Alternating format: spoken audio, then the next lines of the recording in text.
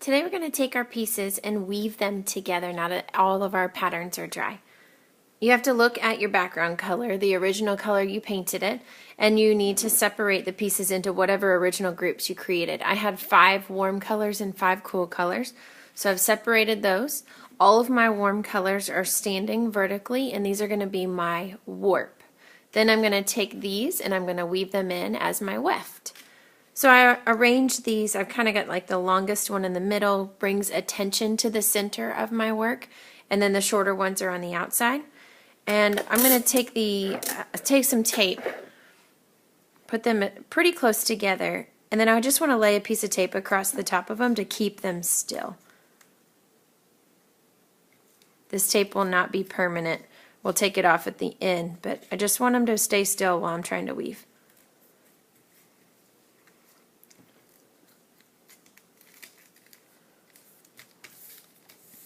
Alright, pretty close to the top. I got my tape together, and now these pieces will stay together. Then we're going to start weaving the pieces into the warp. A weaving pattern is just simply over and under, or it could be under and then over. So I'm going to start with an under, and then I'm going to go over the next piece of cardboard.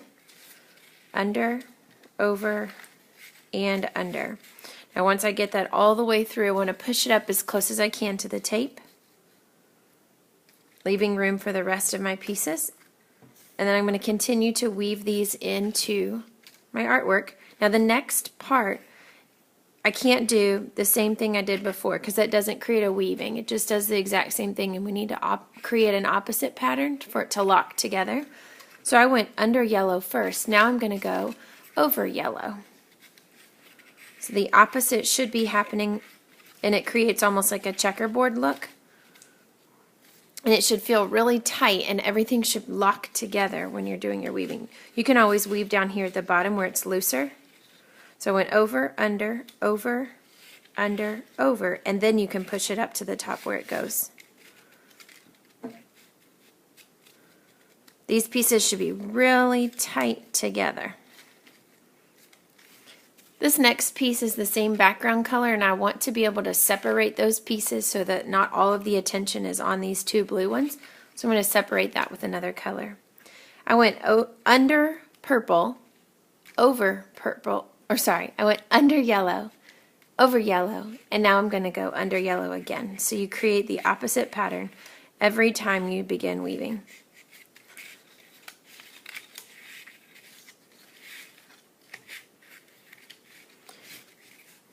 Push that up to the top.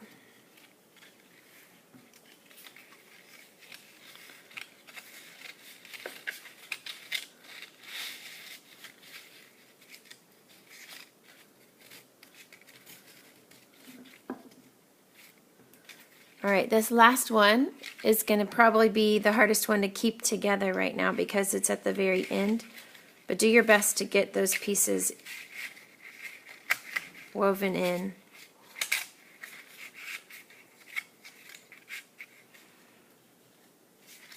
Okay, and now is when we can make some adjustments. If this piece is over too far, I can pull it and center it more.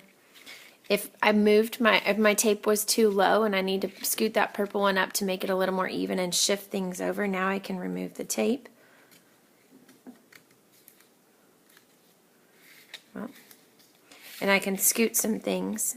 And then once I have everything placed where I want it to go, I need to glue these pieces into place. Oh no, my tape is ripping it.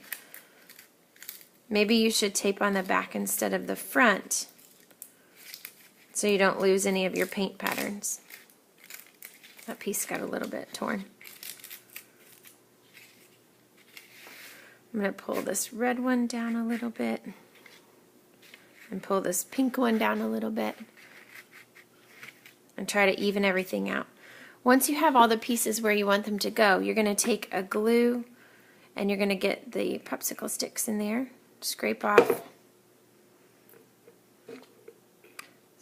most of the glue, and then you're just going to lift up the flaps on the side, stick some glue under, and then press it down. You're going to do that all the way around, and then you're going to flip it over and do that on the back as well with these flaps that are coming up.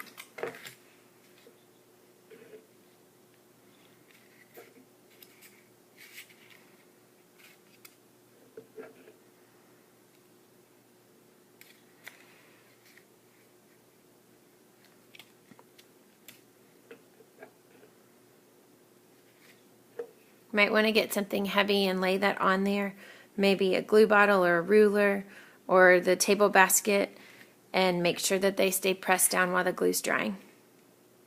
All the pieces have to be glued all the way around.